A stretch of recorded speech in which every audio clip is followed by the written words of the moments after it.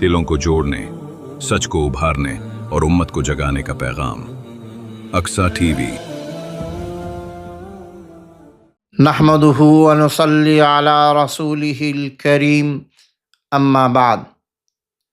محترم ناظرین، السلام علیکم ورحمۃ اللہ وبرکاتہ۔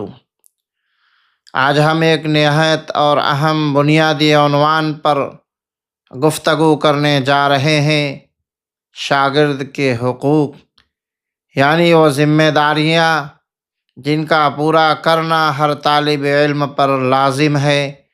علم کی برکت، اس کی حفاظت اور اس میں ترقی سب کچھ اسی وقت ممکن ہوتا ہے جب شاگرد اپنے حقوق اور ذمہ داریوں کو سمجھتا بھی ہے اور ادا بھی کرتا ہے۔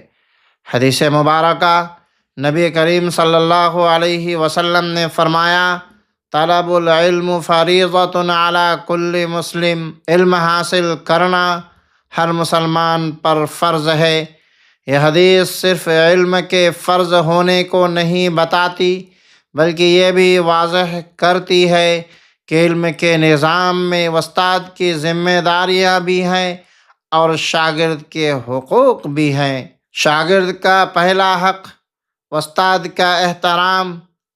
استاد کا احترام علم کے دروازے کھولتا ہے۔ جو شاگرد استاد کی عزت نہیں کرتا، وہ علم کے نور سے محروم رہ جاتا ہے۔ قدیم بزرگوں کا قول ہے، جس نے استاد کی بے ادبی کی، اس کا علم دل سے کھو گیا۔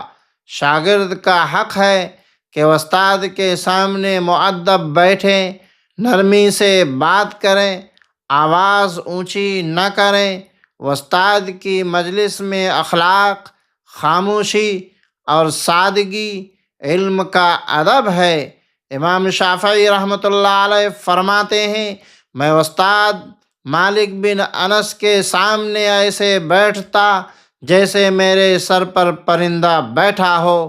کاش آج کے شاگرد یہ ادب سیکھ لیں۔ دوسرا حق یہ ہے کہ شاگرد توجہ سے سنے۔ بے دھیانی سے سیکھا علم دل میں نہیں ٹھہرتا۔ نبی کریم صلی اللہ علیہ وسلم نے فرمایا، جو خیر کا راستہ تلاش کرتا ہے، اللہ اسے کامیابی کی راہ پر چلا دیتا ہے۔ شاگرد اگر پوری فکر و توجہ سے سنے تو علم اس کے دل میں جا کر روشنی پیدا کرتا ہے۔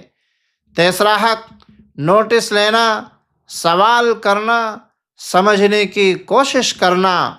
سوال کرنا شاگرد کا حق ہے اور یہ سیکھنے کا حصہ ہے۔ صحابہ کرام سوال کرتے، وضاحت چاہتے، مثالیں طلب کرتے۔ حدیث میں آتا ہے کہ جب ایک صحابی نے پوچھا، یا رسول اللہ، بہترین عمل کون سا ہے؟ تو آپ صلی اللہ علیہ وسلم نے جواب دیا۔ یہ ثابت کرتا ہے کہ سوال شاگرد کے حقوق میں شامل ہے۔ جو طالب علم سوال نہ کرے، وہ علم کے کئی رازوں سے محروم رہ جاتا ہے۔ چوتھا حق استاد کی خدمت اور وفاداری۔ علم صرف کتابوں سے نہیں ملتا، استاد کی صحبت سے ملتا ہے۔ استاد کی خدمت شاگرد کے لیے باعث برکت ہے۔ حضرت انس رضی اللہ تعالیٰ عنہ 10 سال رسول اللہ صلی اللہ علیہ وسلم کی خدمت کرتے رہے اور اللہ نے انہیں علم، عمر اور خاندان ہر نعمت میں برکت عطا کی۔ شاگرد کا حق ہے کہ استاد کی خدمت کرے، ان کے لیے آسانی پیدا کرے، ان کی عزت اور راحت کا خیال رکھیں۔ پانچواں حق علم میں دیانت داری۔ علم ایمان ہے۔ طالب علم کے لیے ضروری ہے کہ وہ دھوکہ نہ کرے، نقل نہ کرے، غلط بات نہ پھیلائے۔ نبی کریم صلی اللہ علیہ وسلم نے فرمایا، جس نے علم کو غلط طریقے سے استعمال کیا، وہ جہنم کا مستحق ہوا۔ شاگرد کو چاہیے کہ جو سیکھے سچائی سے سیکھے اور سچائی کے ساتھ آگے پہنچائے۔ چھٹا حق استاد کی نصیحت اور ہدایت پر عمل۔ علم بغیر عمل بے فائدہ ہے۔ استاد کی نصیحتوں پر عمل کرنا شاگرد کے حق کا حصہ ہے۔ صحابہ کرام استاد وقت یعنی رسول اللہ صلی اللہ علیہ وسلم کی نصیحتیں سنتے، یاد کرتے اور فوراً عمل کرتے تھے۔ ساتواں حق صبر، استقامت اور محنت۔ علم کی راہ ہمیشہ آسان نہیں ہوتی۔ جاگنا، پڑھنا، سفر کرنا، استاد کی باتیں دہرانا، یہ سب قربانیاں مانگتا ہے۔ علم بغیر محنت کے حاصل نہیں ہوتا۔